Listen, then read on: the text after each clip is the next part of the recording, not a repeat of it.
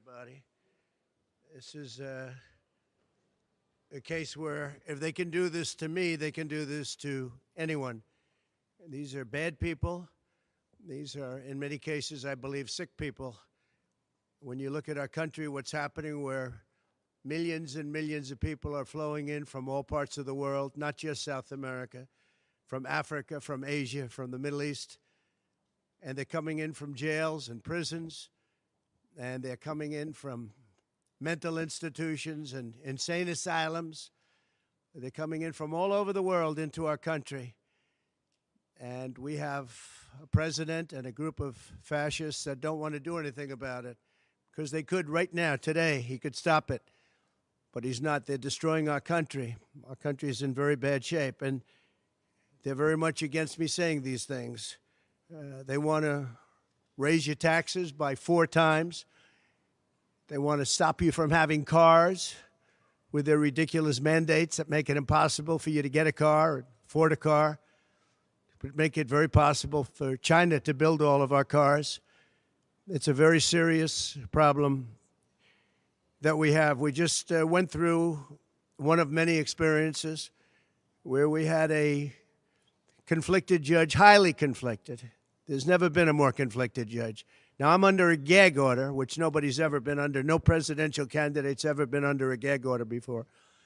I'm under a gag order, nasty gag order, where I've had to pay thousands of dollars in penalties and fines and was threatened with jail. Think of it. I'm the leading candidate. I'm leading Biden by a lot, and I'm leading the Republicans to the point where that's over. So I'm the leading person for president, and I'm under a gag order by a man that can't put 2 sentences together, given by a court, and they are in total conjunction with the White House and the DOJ, just so you understand. This is all done by Biden and his people. Maybe his people more importantly. I don't know if Biden knows too much about it, because I don't know if he knows about anything. But he's nevertheless the president, so we have to use his name. And this is done by Washington, and nobody's ever seen anything like it. So we have a judge who's highly conflicted. You know what the confliction is. Nobody wants to write about it, and I'm not allowed to talk about it. If I do, he said, I get put in jail. So we'll play that game a little bit longer. We won't talk about it, but you're allowed to talk about it. I hope you do, because there's never been anybody so conflicted as this. As far as the trial itself, it was very unfair. We weren't allowed to use our election expert under any circumstances. You saw what happened to some of the witnesses that were on our side. They were literally crucified by this man who looks like an angel, but he's really a devil. He looks so nice and soft. People say, oh, he seems like such a nice man. No, unless you saw him in action.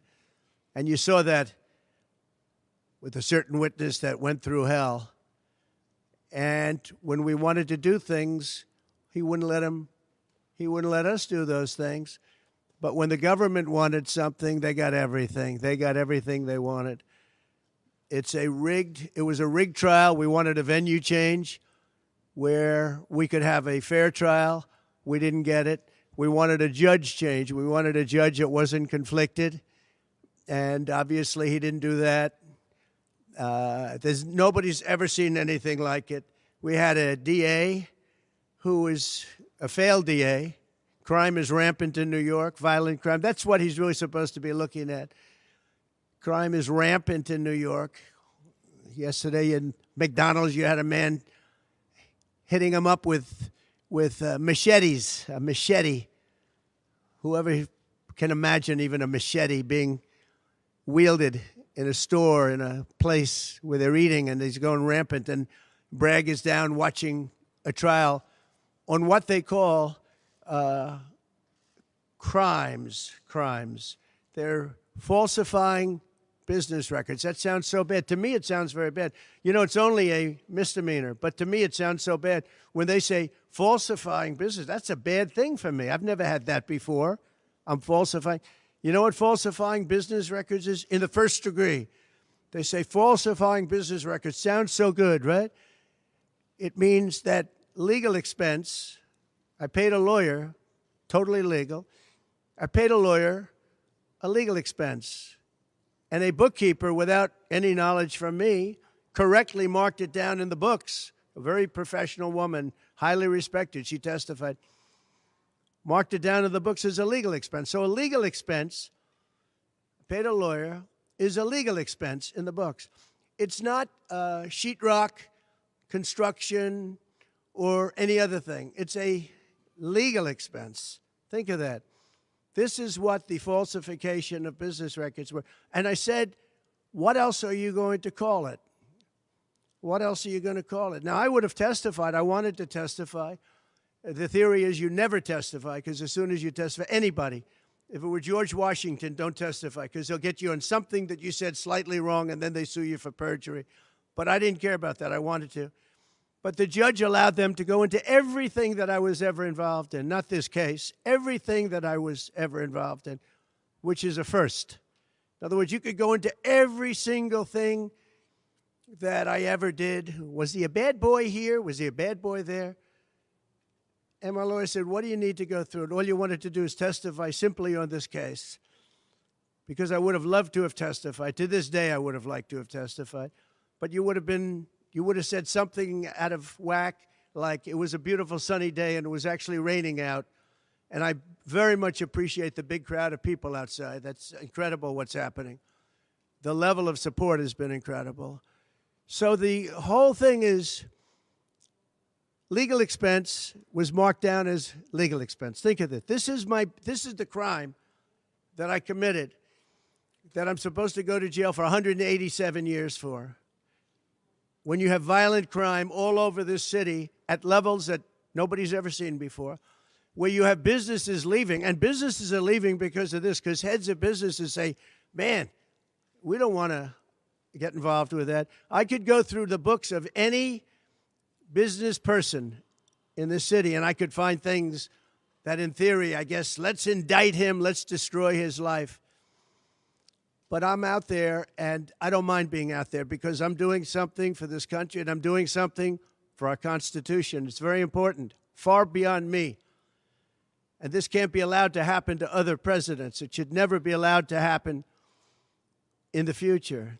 But this is far beyond me. This is bigger than Trump. This is bigger than me. This is bigger than my presidency. And the people understand it, because I just see a poll just came out, the Daily Mail. That was the first one, came out, was done last night right after the verdict, where I'm up 6 points. 6 points from what we already were. We were leading fairly substantially. We're up 6 points in the Daily Mail poll. Now, maybe other polls come out and it says something differently, but a lot of people have predicted it, because the public understands, and they understand what's going on. This is a scam. There's a rigged trial. It shouldn't have been in that venue. We shouldn't have had that judge. He should have allowed us to have an election expert. We had the best expert, most respected expert, head of the Federal Elections Commission. He was all set to testify. He was waiting for 2 days. And when it was his turn, Bragg's people protested, and the judge knocked him out, said you can't testify. He actually said you can't testify for anything having to do with the trial. You can say what the federal elections is. Well, that doesn't help. Everybody knows that. But you can't testify. So essentially, he wasn't able to testify. Other people weren't able to testify. But with these people, they were able to use people salacious. By the way, and nothing ever happened. There was no anything. Nothing ever happened, and they know it. But they were as salacious as they could be, and it had nothing to do with the case. But it had to do with politics. And do you notice the timing? The timing was perfect. This case was dead. It was dropped by every agency, every governmental board. It was dropped by the highly respected Southern District. They said, no, there's no case here. It was dropped by federal election, and that's what it's about. This is about a federal election, not a state election. You're not even allowed to look at it. They took the state and the city, and they went into a federal election. They're not allowed. The people from federal election, Southern District, and Washington dropped the case. Everybody dropped the case. There was no case. Cy Vance dropped the case. And when Bragg came in, he said, this is the most ridiculous case I've ever seen. And who would have a certain person, again, gag order, who would have a certain person like this ever testify? He said, this is essentially one of the worst people I've ever seen ever to testify. He said, the craziest case I've ever seen, this is Bragg. Then when I announced I was running for president, a long time later, they decided to revive this case. And they got a judge, Judge Marchand, who was responsible for another case that was also brought. It destroyed the life of a very good man, by the way. Destroyed the life of a very good man who went to prison once, and then they just put him in prison again because they said he lied. He didn't lie. I looked at the statements he made. In fact, he didn't remember something, and they put him in jail. Again, they've destroyed him. With me for many years, he was an honorable person. He was an honest man. And if you look at what he did, supposedly, it never happened. There's never been anything like this. Over the education of his grandchildren. Over, he didn't report that he had a car or 2 cars on his income. I don't know. I wonder how many people here have cars. I wonder how many people said, oh, gee, I have a car that's worth X dollars. How do you even figure it? And I guess you do have to report it, but I would say probably almost nobody does. Nobody even thinks about it. They put this man, they destroyed this man, but they put him in jail again because they didn't want him to testify. They didn't want him to testify. That's why he went to jail. They put him in jail twice. He's 77 years old.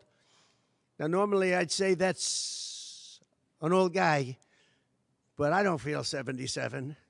Nobody ever says that about me. I'd like them to say, gee, we have to have a little sorrow for this man, because they just don't say that about me, but maybe I'm better off that way. I think I'm probably better off that way. But they put him in jail twice.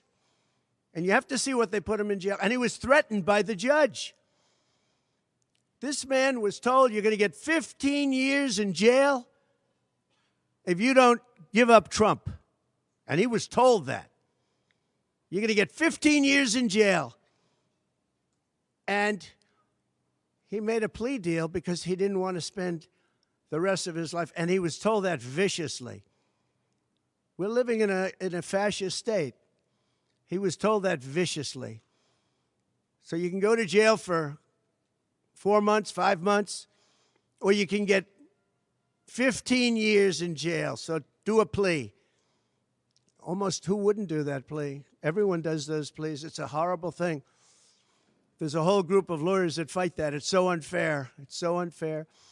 But they destroyed his life. So many other things. You look at Southern District didn't want to bring the case. Nobody wanted to bring the case. And then you know who didn't want to bring the case? Most of all is Bragg. Bragg didn't want to bring it. But then he brought it. And they tried to make it a different case. They didn't say legal expense equal legal expense. Again, if I wrote down and paid a lawyer, and by the way, this was a highly qualified lawyer. Now, I'm not allowed to use his name because of the gag order. But, you know, he's a sleazebag. Everybody knows that. Took me a while to find out. But he was effective. He did work. But he wasn't a fixer. He was a lawyer. You know, they like to use the word fixer. He wasn't a fixer. He was a lawyer. At the time, he was a fully accredited lawyer. Now, he got into trouble not because of me. He got into trouble because he made outside deals, and he had something to do with taxi cabs and medallions, and he borrowed money. And that's why he went. And then he pled to three election violations. And as soon as I saw that, I said, I wonder why he did that. He pled. He took a deal. Now, he took a deal because he wanted to get off.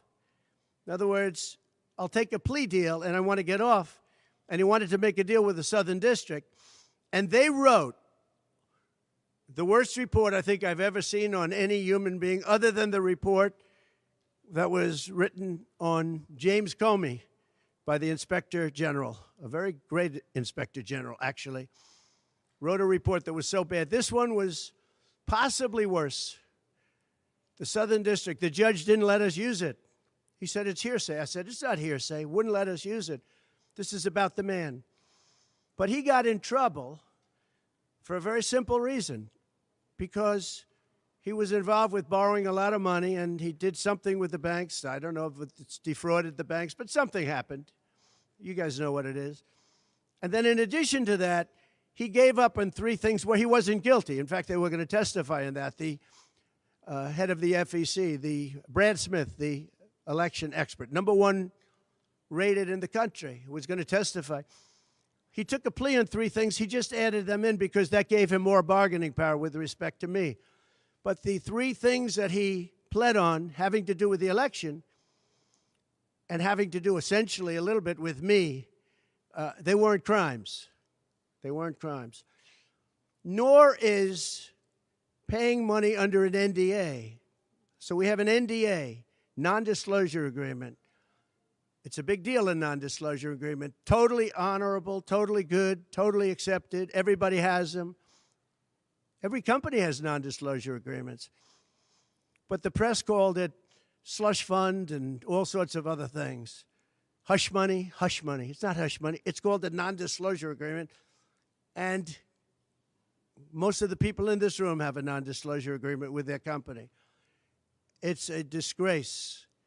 So it's not hush money. It's a non-disclosure agreement, totally legal, totally common. Everyone has it. And what happened is he signed a non-disclosure agreement with this person, I guess other people, but it's totally honest. You're allowed to make the payment. You don't have to make it. You can make it any way you want. It's a non-disclosure agreement. And he signed that. And there was nothing wrong with signing it. And this should have been a non-case. And everybody said it was a non-case, including Bragg. Bragg said, until I ran for office. And then they saw the polls. I was leading the Republicans. I was leading the Democrats. I was leading everybody. And all of a sudden, they brought it back. It's a very sad thing that's happening in our country. And it's a thing that I'm honored. In a way, I'm honored. It's not that it's pleasant. It's very bad for family. It's very bad for friends and businesses. But I'm honored to be involved in it because somebody has to do it. And I might as well keep going and be the one. But I'm very honored to be involved because we're fighting for our Constitution. The money that was paid legally. There was nothing illegal. In fact, the lawyer in creating the NDA, because at that time he was a fully accredited lawyer. He wasn't a fixer. I never thought of him as a fixer. The media called him a fixer, or the prosecutors called him a fixer. He was a lawyer. And he was fairly good. Later on, I didn't like what he did. I didn't like, for instance, I didn't like that when I became president, he went around and made deals with companies. When I heard that, he was gone. He was gone. And he had payments coming to him, and a lot of this involved things that are very simple. There was nothing wrong. This was standard stuff, all standard stuff. Everything involved was standard. There was no crime here. In fact, I just watched a couple of the reports. You watched Jonathan Turley, Andy McCarthy, Greg Jarrett. You look at all of these people, Mark Levin, all very talented people, great people, many more. And they don't know me, essentially. They don't know me. They're legal scholars and experts. But I look at them. I watched Turley this morning saying, there's no crime here. Everybody says there's no crime here, except for this DA that's got the city out of control with crime. It's absolutely out of control. So we have an NDA that was signed. We have legal expenses. And here's the thing on legal expenses. You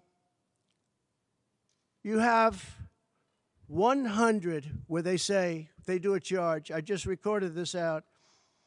Falsification of business records in the first degree. It sounds so bad. I said, wow. And even my own lawyers, I get very upset with them because they don't say what it is. They say, well, falsification of legal records is only a felony. Well, that's a lot. It's only they say a misdemeanor. But they try and bring it up to a felony if there's 2 crimes. They have all these different things. The other thing is they miss the statute of limitations by a lot. because this was very old. They could have brought this 7 years ago instead of bringing it right in the middle of the election. So they missed the statute of limitations. They did everything. Now, let me give you the good news. The good news is, last night, we just got a report this morning, in the history of politics, I believe, maybe I'm wrong, somebody will find that I'm wrong, maybe, but I don't think so. They raised with small money donors, meaning like $21, $42, $53, $38, a record $39 million in about a 10-hour period. No, think of that. I like those people.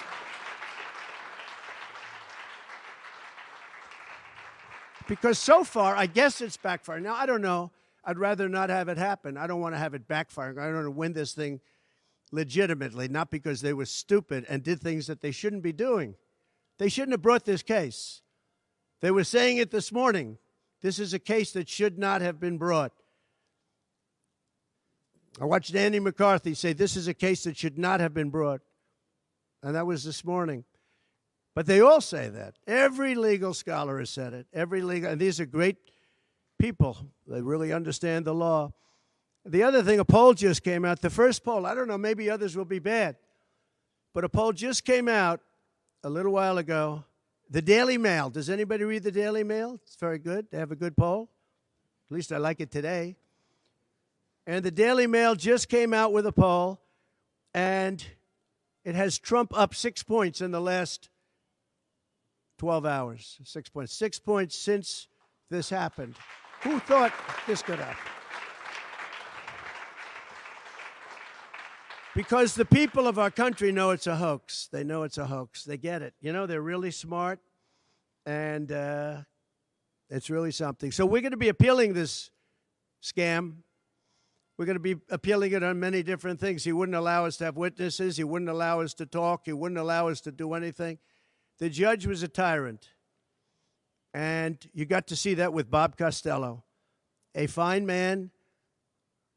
I've never seen anything like it, and neither has anybody that was in that courthouse where he demanded that the courthouse be cleared. Now, the good news is most of the people in the courthouse were the media. And anybody that was in the media, if you're fair, you'll say, wow, that was anger. That was crazed. He was crazed.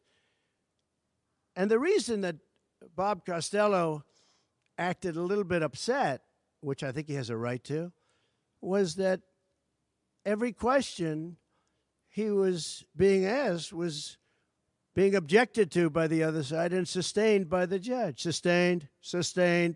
I think he did it many times. I don't know what the number, many times. Even I was sitting there saying, and these were basic questions. And I never saw anybody treated that way by a judge. And I've been treated very badly by two other judges also, because it's all the same thing. And it all comes out of the White House. Crooked Joe Biden, the worst president in the history of our country. He's the worst president in the history of our country. The most incompetent. He's the dumbest president we've ever had. He's the dumbest president, most incompetent president, and he's the most dishonest president we've ever had. And so many of he's a Manchurian candidate. You take a look at the way he treats China, Russia, so many others. You know, I ended the Russian pipeline. It was dead. He comes in and he approves it. And he gets $3.5 million, meaning $3.5 million is paid to the family, his family, from the mayor of Moscow's wife. And I said, where did that come from? Nobody wants to talk about it. But he's a very big danger to our country. And the only way they think they can win this election is by doing exactly what they're doing right now, win it in the courts because they can't win it at the ballot box. So we're going to show them that,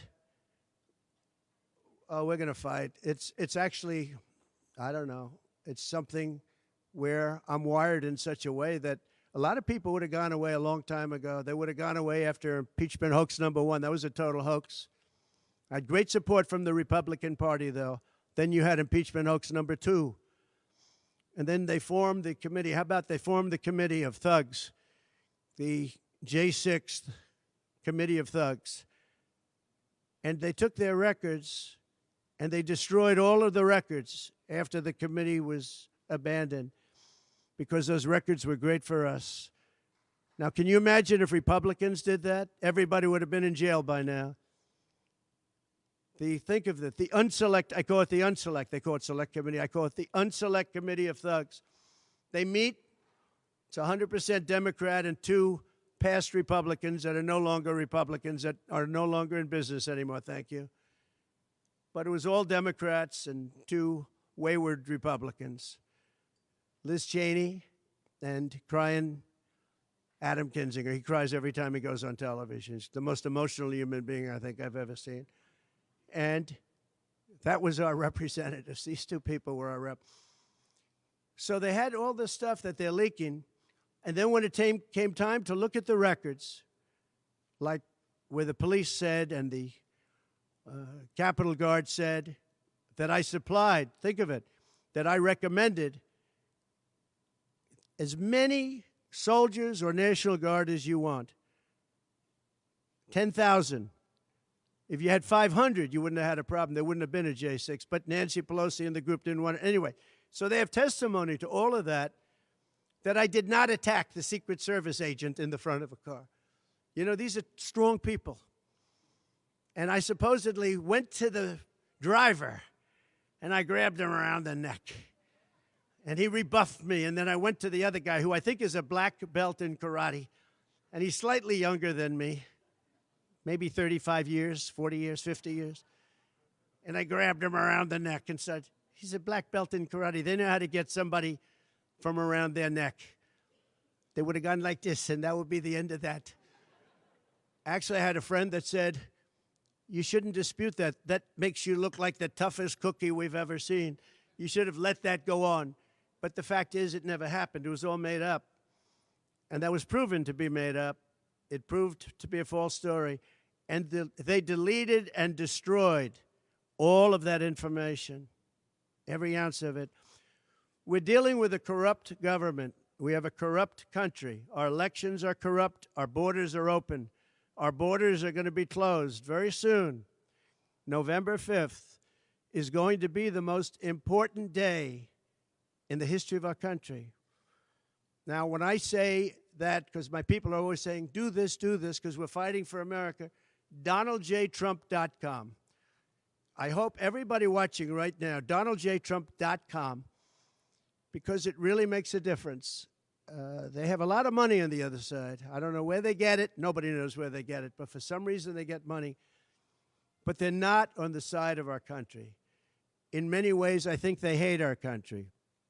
Who on earth can want open borders where people are allowed to pour in from countries unknown, from places unknown, from languages that we haven't even heard of? We have people sitting in schools with languages where very few people have ever even heard of these languages.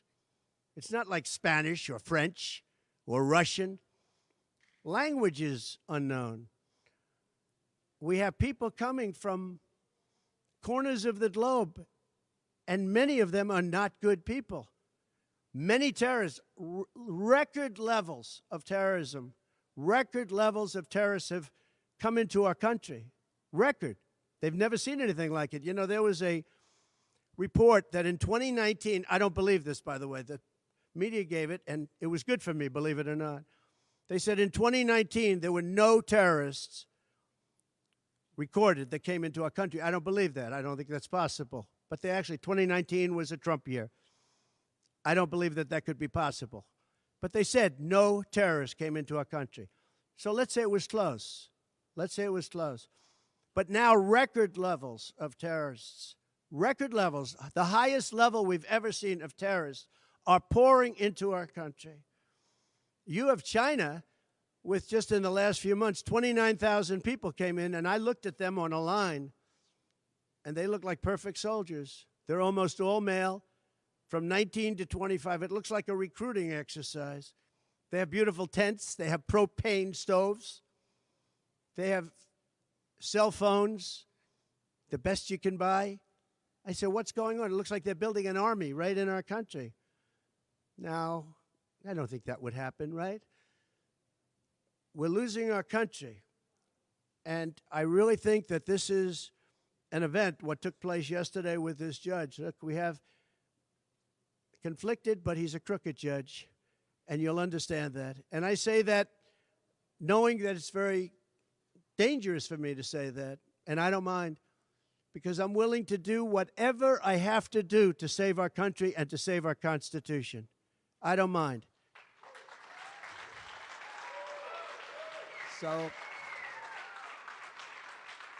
So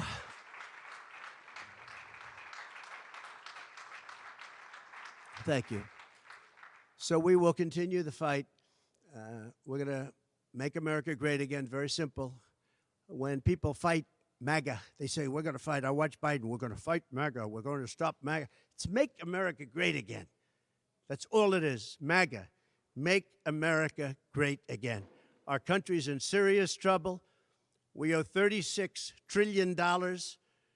We were energy independent for the first time ever, and now we're begging Venezuela for oil. One statistic you have to hear. Venezuela was crime-ridden. Caracas, their cities, crime-ridden. 2 years ago, 3 years ago.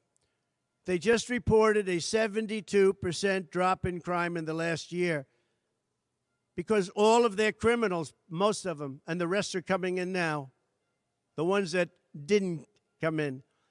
In Venezuela, their prisons have been emptied into the United States. Their criminals and drug dealers have been taken out of the cities and brought into the United States. And that's true with many other countries. The Congo has just released a lot of people from jail. Congo, Africa, just released a lot of people from their prisons and jails and brought them into the United States of America. This is what's happening to our country. And it's not sustainable by anyone. Little things like our kids can't have a Little League game anymore because you have tents and you have migrants living on the fields. That's the least of it. People are taking over our luxury hotels, migrants, and yet our veterans, our great veterans, are living on the streets like dogs. They're living on the streets. But migrants are living in luxury hotels in cities all over our country run by Democrats. So it's my honor to be doing this. It really is. It's a very unpleasant thing, to be honest. But it's a great, great honor. We're gonna do what I have to do. I'm going to do it. And the support has been, that's why I mentioned the number of $39 million. That's why I mentioned we're up 6 points. And we went up a lot over the last month because everybody saw it was a rigged deal. It was a rigged trial.